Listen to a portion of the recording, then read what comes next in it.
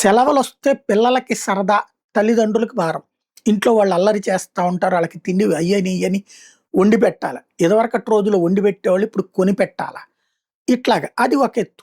తిరుమల తిరుపతి దేవస్థానం లాంటి వాళ్ళకి ఒత్తిడి ఎక్కువుంటది. ఒక రోజు కాపోతే 2 రోజులు, 3 రోజులైనా సరే మనం క్యూ లైన్‌లో నుంచొని దర్శనానికి పోదాంలే, లేదా ఏదో ఒక దారిలో దర్శనం చేసుకుందాంలే అని బయలుదేరే వాళ్ళుంటారు.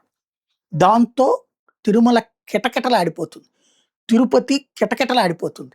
తిరుపతిలో, తిరుచానూరులో గోవిందరాజ స్వామి టెంపుల్ గావచ్చు, తిరుచానూరు అమ్మవారి టెంపుల్ గావచ్చు, అన్ని టెంపుల్స్ కిటకిటలాడుతుంటాయి. శ్రీకాళహస్తి, కాణిపాకం ఆధ్యాత్మిక టూరిజం సెలవుల్లో విపరీతంగా ఉంటది.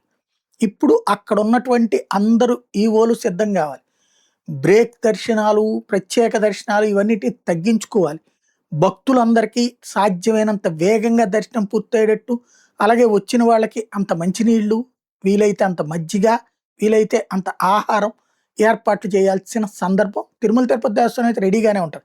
కాపోతే బ్రేక్ దర్శనాలు తగ్గించి భక్తులను ఎక్కువగా పంపించేందుకు సిద్ధపడాలి.